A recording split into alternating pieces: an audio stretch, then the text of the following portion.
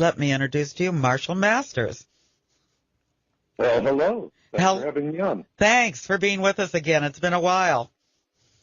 Yeah, it has. Yes. Remember all those shows we did together? Oh, yeah. Yes. Yes. Yeah. Now, I must say, you must by now have enough survival beans to last you for decades. Touche. My strategy really on survival right now, because I work real heavily with folks that are in awareness. Right. A lot of people who come to this topic have actually been in awareness since they were children. And a lot of folks don't realize that. And so for them, the real complaint that they have is they go, here I am, I'm in awareness, I understand everything that's coming. I cannot afford beans, bullets, and bunkers, so what's the point of my awareness? And, they're taking a material view of it. And what I have really come to understand is that the people who are in awareness about what is coming have a very special role, that being teachers, mentors, and comforters. And so the strategy has been more about helping people to understand you need to be worth your weight in beans. That is how you're going to best ensure your own survival, but also to do so in a meaningful way in service to others. All right. Well, we've gotten a long ways from the simplicity of my grandparents and their lifestyle. For many people nowadays, life is just a constant struggle to keep up with their many obligations. Yeah. How much time do you have to devote to worrying about a catastrophe in the future? Well, it's what I do 24/7. So that's my life. Well, that's why we have you, Marshall. You worry for us all. You're like our Jewish grandmother.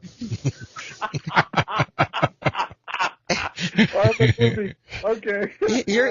You're a Jewish grandmother. You worry for us all, so we don't have to. And then we just check in every once in a while. You give us the latest on, how much Kleenex we need and toilet paper we need to stock up. That's where my biggest worry is. There you go. Well, I mean, forget about the gold. Just stock up a garage full of toilet paper. That really is, no joking aside, that is a really critical survival issue. It's amazing how many people, they've been saying, I'm doing this, I'm doing that, I'm buying this, and I'm doing this other thing, and I just simply say, have you thought about how you're going to wipe your tuchus for 10 years? Exactly. Now, toilet paper is going to be a hot commodity, and you'll probably be able to get a few beans and whatever else you need for it. Yeah, absolutely. And it doesn't rot very fast either, Yeah, I'll trade you 3 cigarettes for a toilet roll. Well, here in the United States, now we have these marijuana dispensaries. I think those will probably be the first things looted. Oh yeah. And it kind of be a shame, because marijuana will be a very useful thing. Absolutely. In tribulation, modern medicine as we know it has a 3-day lifespan, 3 to 5 days, because after 3 to 5 days, all of the diesel fuel in the emergency bunkers at the hospital is gone. And once the hospitals go dark, modern medicine as we know it is over. And from there, it's catch as catch can. And so people you would want to have in your community is, to be blunt, you'd want to have a good chemist who knows how to make things like ether, okay? Someone who understands how to take opium poppy seeds and turn them into, something that can be used as pain sedative. Mm-hmm. In some respects, we're going to go back to what medicine was around, the 1900s. Well, I mean, that's if something dastardly should occur. Yeah, well, that's what we're saying. I know you've got your money on that horse, but I've got my money on another horse that it's not going to happen. But I'm always interested. Seriously, back in the, 1800s when the lights went out? The Carrington event? Yeah. Let's talk a little bit for our listeners who might not be familiar with that event. Well, the Carrington event is very appropriate to our times. You've heard Obama talking about EMP threat. That's a real problem. The Carrington event was a solar storm. And at the time it hit, electricity was in its infancy, And the telegraph systems were about 5 years old at that point, both in the United States and Europe. And the Carrington event hit, and particularly in the long lines, that's where your biggest vulnerability is. This caused arcing, sparks, and that set off a whole raft of fires. Also, all right, now, what caused the Carrington event again? That was a solar storm, coronal mass ejection. Just a coronal mass injection. Right. I've heard about them a lot, but have we seen anything since that time on any high level? Yes, as a matter of fact, a few years ago, the solar storm index always went up to X. That was the highest.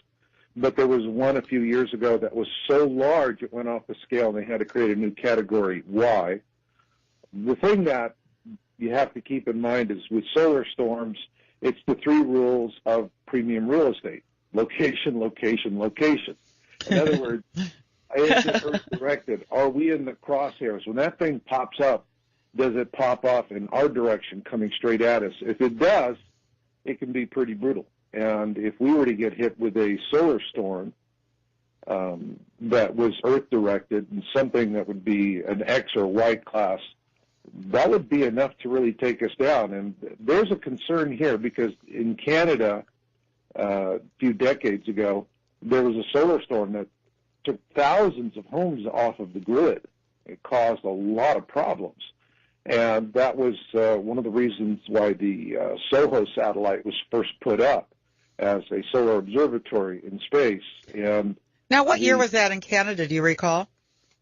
I would have to look that up. Was it like in the 80s or 70s? Yeah. And that was a storm that really woke up everybody. It was March 1989. Okay. Geomagnetic storm. Now, as a result of that, then there was a big effort to start observing the sun more carefully.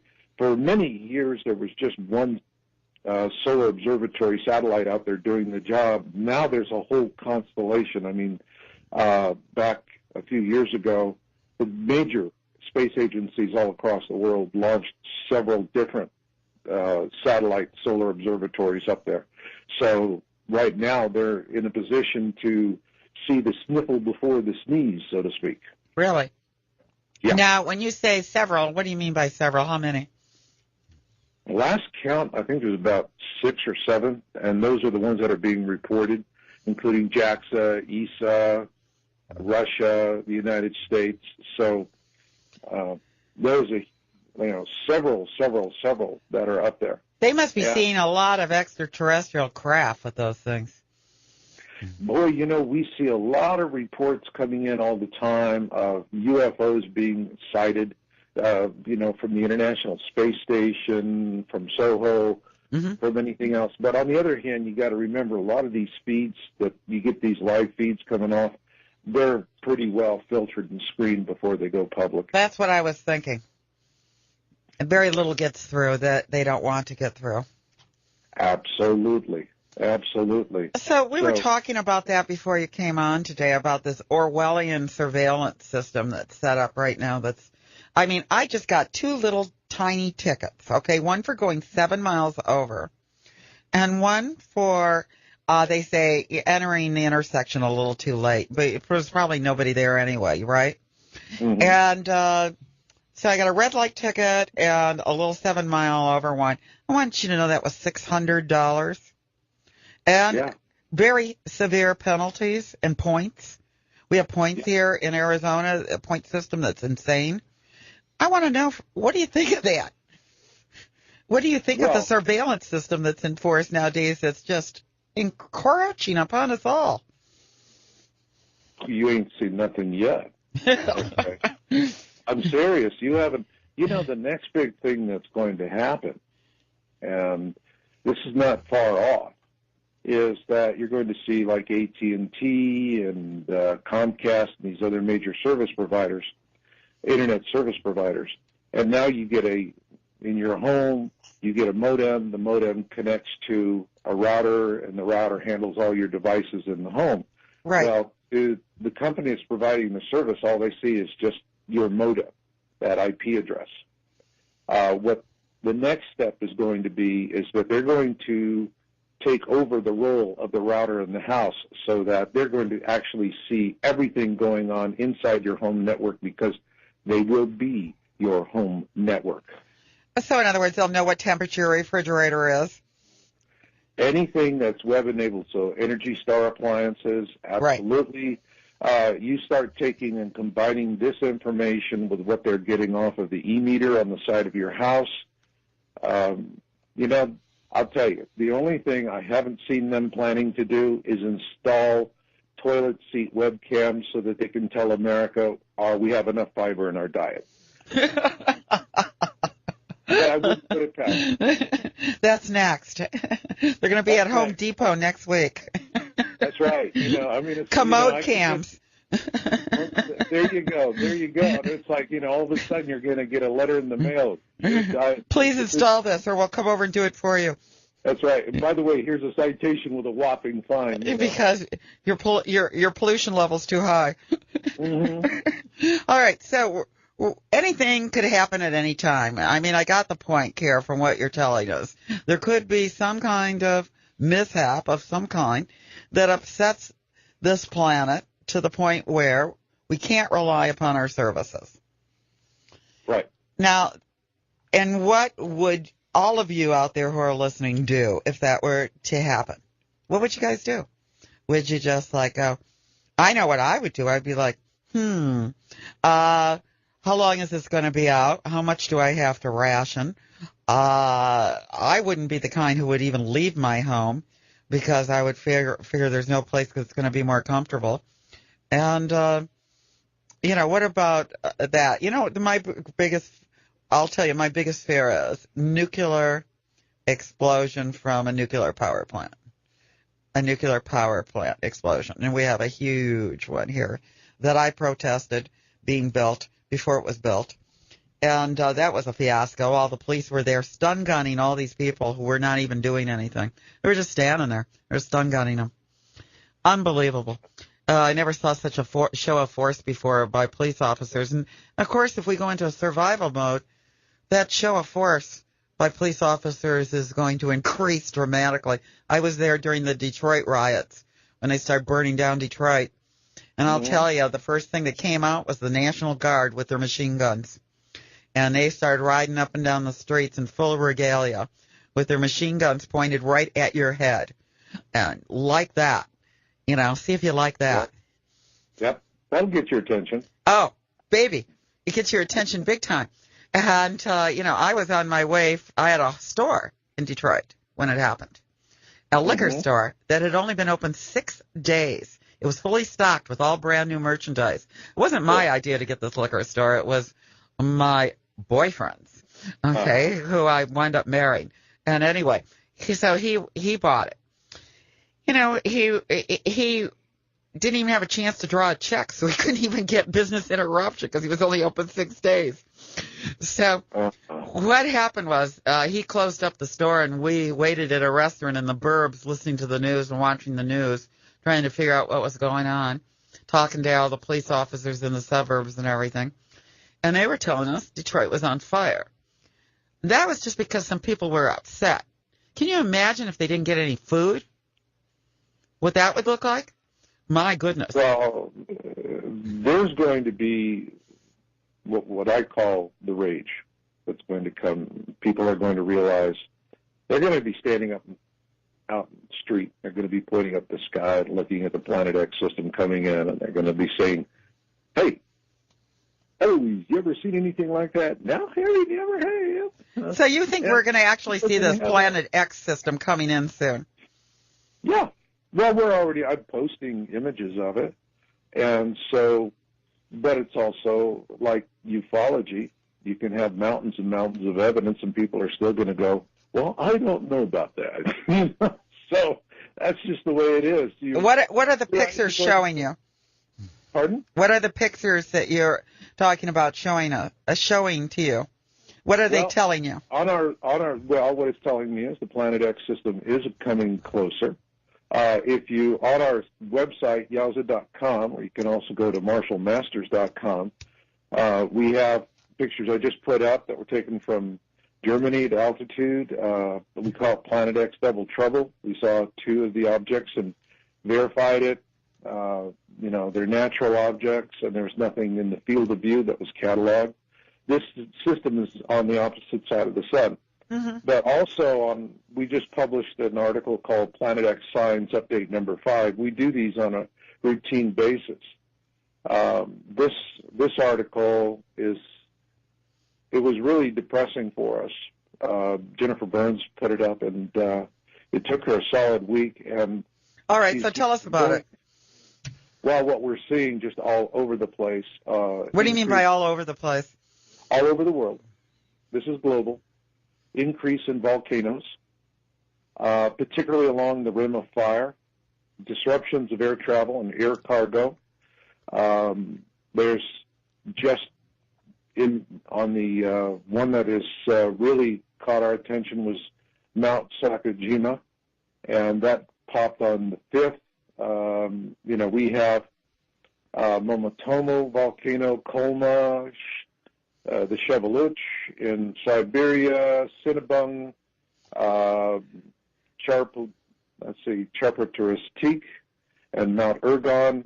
These are currently erupting. I mean, this information is just since the beginning of the year. Earthquakes have picked up tremendously. One of the things that we find is that the earthquakes are always being downgraded. Yes. And yet, did you know about that when they changed the Richter scale? Well, they changed the Richter scale in the 80s, in the early 80s, downgrading it a whole point. Right. But now what they've done is not only downgraded it, but the other thing that they've done is they say, well, we went in and found all kinds of reasons to downgrade these reports that are coming in from other parts of the world, other countries. They're not downgrading this information. We're the ones that's doing it. But there's a very specific reason for it, and here's how the disinformation flies out. Okay. Is that what they'll say is there's been a decrease in major earthquake events, and they say from Cat 5, from 5.0 and above, all right, on the Richter scale. Well, if you look and see how they downgrade these events, they'll take a 5, a 5.1, a 5.2, and downgrade it to a 4.8 or a 4.9. This is what they do continually. They push them out of the 5s down into the 4s. So if that way, when I've seen them publish articles and they go, seismicity is decreasing, they say order of magnitude, the Richter scale 5.0 and above. Mm-hmm. Well, if you've been modifying the data with downgrades and playing around with it, and keep in mind, our government does not report all of the earthquakes in the world that other governments are reporting. Really? Right? So, yes. Why? An agenda, you think, to keep that information away from the American public? Did you get that? We're going to give it out again. Get out your pen and paper. Go ahead and give it again. YOWUSA.com, or just my name, marshallmasters.com, and that's with 2 L's. Very good. All right. So, Bill, you had a question for Marshall here, or you have something you want to talk about? Mm-hmm. Yes, Marshall, you sent me some links. I checked out the links. And there are mainly some videos and some articles you posted on your website. Now, one of the videos talked about, the September 2015, it was like a non-event event. And I was wondering what the significance of that, was all about. Well, that went back to the blood moon tetrad theory. Right. And that was something that came out of nowhere and really swept through the Christian community particularly, and it brought a whole new audience to the topic of Planet X because it was all focused on blood moon tetrad theory. And, I'm not catching the word you're saying. Blood moon tetrad theory. Blood moon tetrad? Tetrad theory. What's a tetrad? Well, this is red moons. Oh. Right, and that are timed with Jewish holidays, high holidays. So it was something where there was the position that was put out that when these events happened, when we'd see a blood moon that coinciding with some sort of Jewish holiday, there would be a catastrophic event or the beginning of a catastrophic event. And when that first came out, I mean, our position on it was coincidental. We didn't see the direct relationship. What I was talking about in the video was that in September there was the blood moon tetrad theory. There was also the Pope's visit, and CERN was being fired up again. And so one of the things that we see with disinformation management is that disinformationalists will look for public concerns, and then what they do is echo them, turn up the volume on them, so that it draws a lot of people into essentially what's going to be a non-event. So then you have the non-event, and people go, oh boy, I got suckered in on that one. Right. And what are they going to do? And you don't know what you're talking about. That's right. And you've already, humiliated yourself with family and friends, and they've been telling you it's all nonsense, don't want to hear about it, nothing's going to happen. And so what happens is they become right, you become wrong. That doesn't mean your concern's not justified. Right. All right. And a blood moon tetrad theory is something that really is an early harbinger that would relate to something much further downstream. With CERN, I think that's definitely a concern when one of the men who did the theoretical basis, the underpinning of CERN, said they don't know what the F blink that they're doing. And they are really, they're wielding some immense power there. Then there was the Pope's visit, and that was, the only result of the Pope's visit was, maybe someone should suggest to the Pope to get a new speechwriter. And other than that, that month was just, we watched a whole lot of interest, a lot of people getting stampeded, all right, and that's what we call them, stampedes. And they get stampeded down these pointless rabbit holes, and then they feel humiliated, and they walk away, and they stop looking. They stop thinking. They stop questioning. And that's what's really important. Awareness is something that cannot be prevented. People become aware on an individual basis because they're looking at something and they're asking that one fateful question. What exactly am I seeing here? All right? And that's the first step to awareness. So the elites who control the media do a superb job of ignoring what they can't stop, which is awareness. They focus on consensus. That's what they don't want. You have enough people come into consensus. Now you have something, a movement. You have to deal with it. All right. So if they can conquer and divide, create dissension, humiliation, fracture the conversations, prevent consensus, it's, it all goes nowhere. Now, Marshall. And that's what they do. They do it, do it very, very excellently. Mm-hmm. Yeah, if I can step in here. The devil is due. Now, this date, September 2015, I remember talking about that years ago. There's a number of news articles that one here, End of the World Postponed.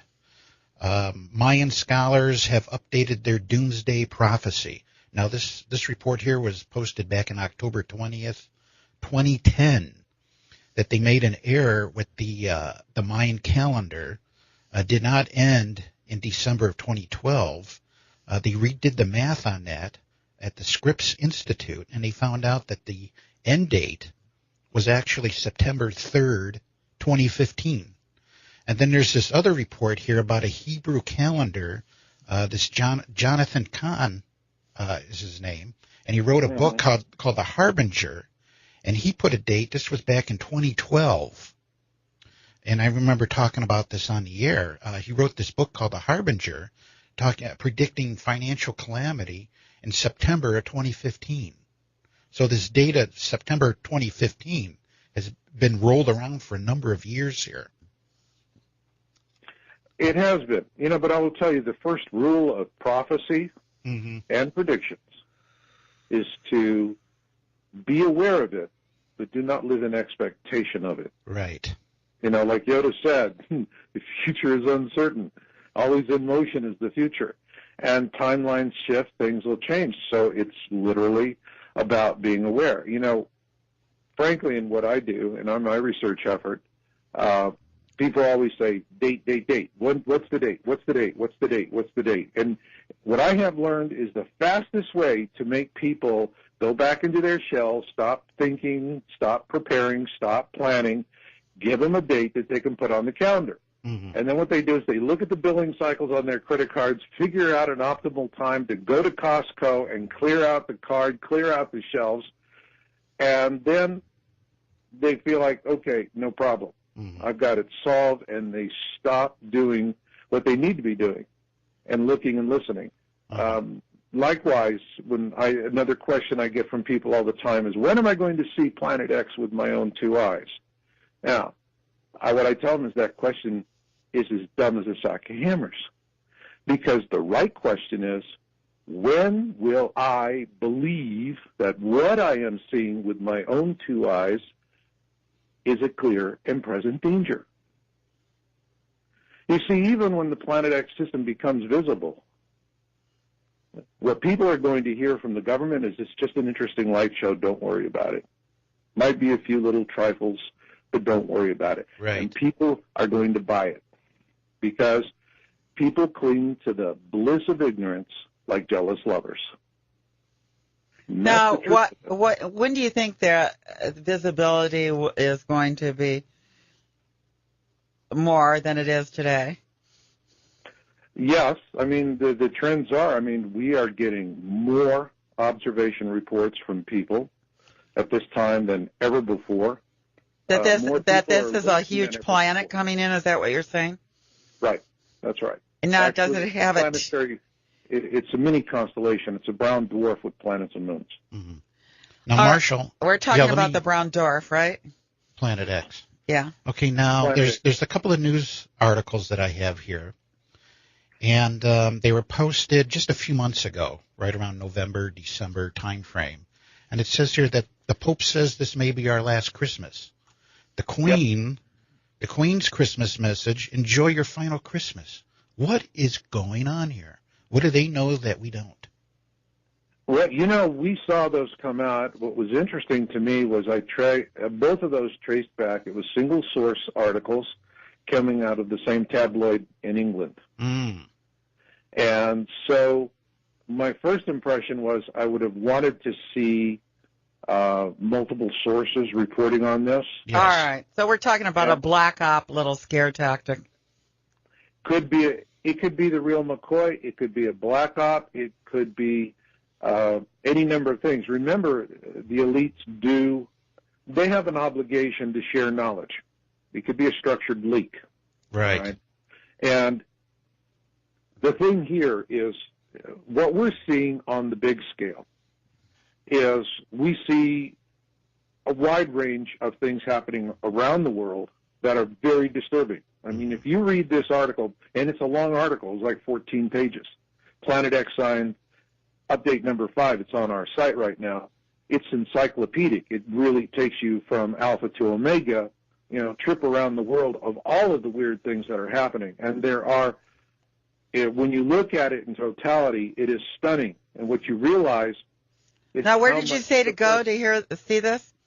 This is my site, YOWUSA.com, MarshallMasters.com. This is the first article up there. It's Planet X Signs, update number 5. We just posted that on the 6th.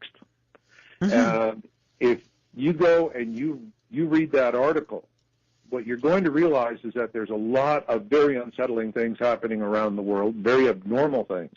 Mm-hmm. What do you attribute all that to? Well, we're attributing this to the approach of this Planet X system that is interacting with our sun, but we're also passing through a region of the solar system where we're also getting hammered with the galactic superwave coming from the center of our galaxy. Now let's talk about the galactic superwave. That's Paul LaViolette talks about that quite a bit. Paul LaViolette, yes. And Paul, I was lucky enough to interview Paul years ago. He doesn't want to give interviews now. Yes, I noticed that. there's a lot of people really don't understand how much suppression and manipulation in this there is. Okay. All right, let's talk about this galactic superwave. Okay.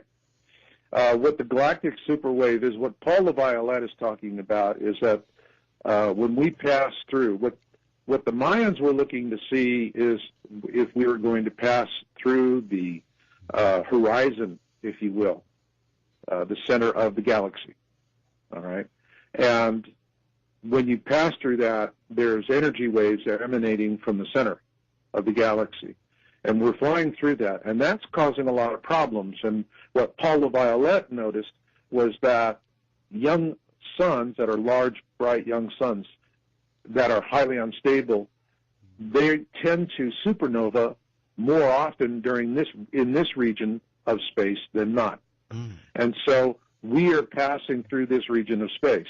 Now, the thing that with the Mayan calendar, and you brought that up earlier, and I remember back in 2012, it was August of 2012, I was interviewed by National Geographic, and the producer asked me, he said, do you see a direct correlation between the Mayan calendar and Planet X? Well, at the time I said, no, I don't see anything.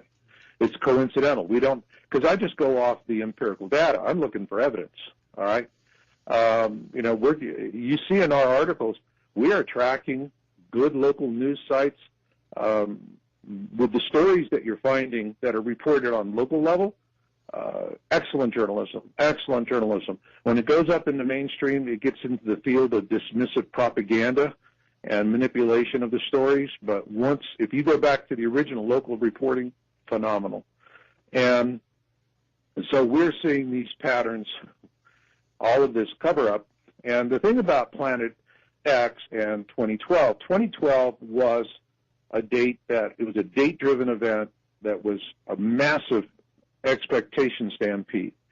And we were looking for empirical data, and the only numbers you could find were in the Arbitron rankings for the cable networks that they were making a fortune, all right? But we couldn't find anything else.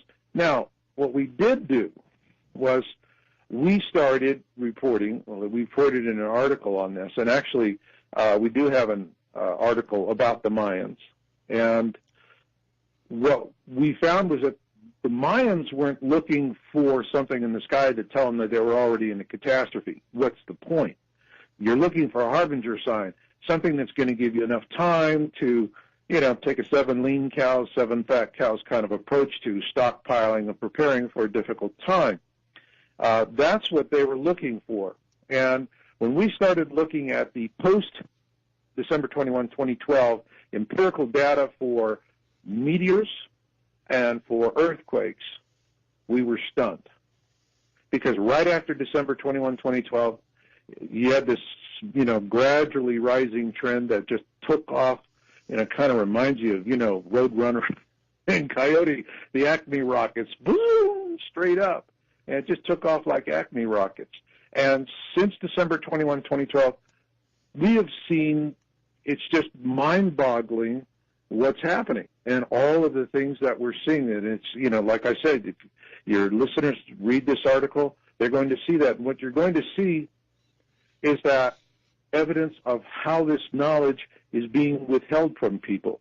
So the real question, folks, is why all of the propaganda, why all the disinformation, why all the suppression? Now, in Russia, didn't they build underground facilities for their populace? Oh, yeah. I mean, Russians are building underground shelters like crazy. Other countries are even far ahead of them. Sweden has enough underground capacity for all of its citizens. Really? Oh, yeah. Yeah, and the United Nations paid for a lot of that, by the way. Unbelievable. So we're paying for it, you mean? Yeah, we're paying for it. So what's happening here in the United States? Well, they're not building bunkers for us. What they're doing is they bought 1.8 billion rounds of small arms hollow point ammunition. To blow our brains out. Absolutely. And so when the time comes for what I call the rage, people are going to realize they've been had, and it's too late. And then they're going to make up all kinds of signs and placards and march down to the federal buildings and start, we're citizens and all this righteous indignation. And the police are going to come out in their MRAPs and with their machine guns and their military outfits. And you see, the thing of it is soldiers cannot carry hollow point ammunition, but peace officers can. And so they're just going to say, all right, dismiss, and then they don't dismiss, and they'll ask them a second time. They don't. The crowd will be, going and jeering all of that, and then they'll just open fire, and there are going to be bodies. What is a hollow point bullet? What is the difference? A hollow point bullet is a dum-dum slug. That's a term that was used.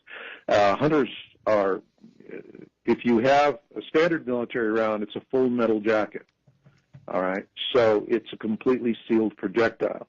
A hollow point is opened at the front, has a small hole. Well, what is the point between the two? The difference? When you get hit with a full metal jacket, it'll just go through you. All right, it's like a little rocket, if you will. Okay. But on the other hand, if you're using a dum-dum slug, all right, a hollow point, it hits. It expands, it mushrooms out, and it just starts tearing everything apart. Ah. And so if you get hit with a hollow point, it's going to cause severe, severe damage. Much more damage. Oh, my God. And what this will be is like another Kent State. Remember, I'm old enough to remember with Kent State. As a matter of fact, I was in the National Guard at the Well, time. my friends were down there, a lot of them. I'm from Detroit. Right. Okay. So, what did they do? All of those anti-war riots were really, creating a lot of grief for the government. So they set up a situation. They put National Guardsmen out there who were in no way trained with M14s, 30-06 rounds. Okay, and this is a deer gun, basically a semi-automatic deer rifle, and so. They, put in some provocateurs, whatever, trigger it. These guys start firing volleys, and kids are dying. That's right. And everyone went home and never came back out again. Exactly. It had the desired effect. Okay, Marshall, so, I have let's do it again. Huh? Yes, I have one more item here I'd like to talk about before we end the show today, because we would like to have you back, because we do have a lot more to talk about. And sure, this is an incredible subject. Absolutely. Incredible. And it's so fascinating. Okay, now, the one thing that I wanted to cover here before we end the show is this Google Earth. It's Google Sky.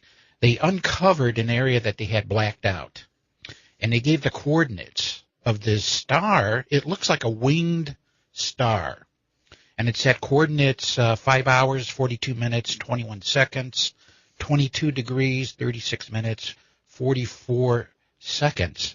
That's the coordinates on Google Sky, what looks like a winged star. Right. Do you have any thoughts about this? What are we looking at here?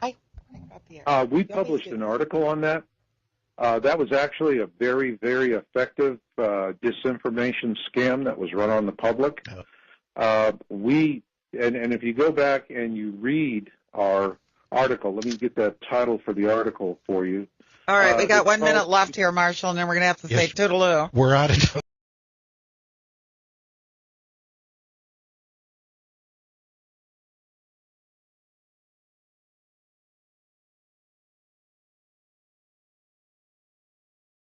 Let me introduce to you Marshall Masters.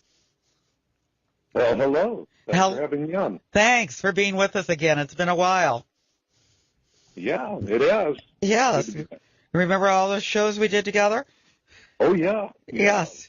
Because now I must say, you must by now have enough survival beans to last you for decades. Touche.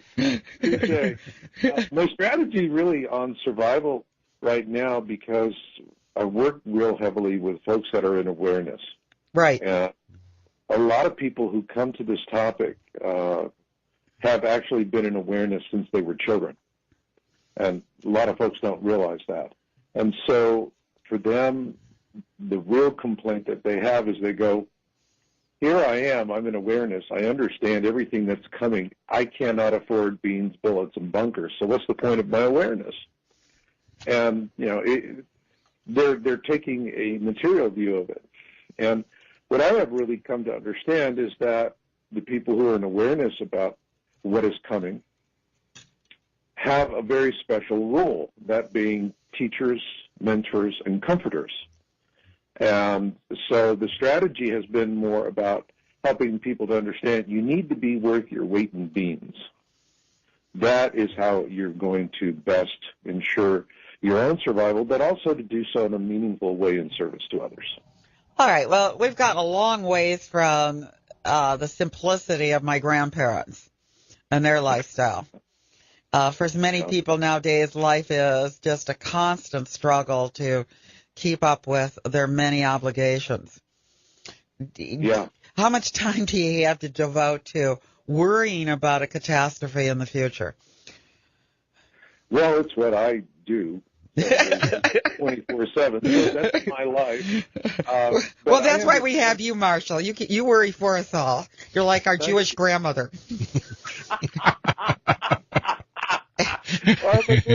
Okay.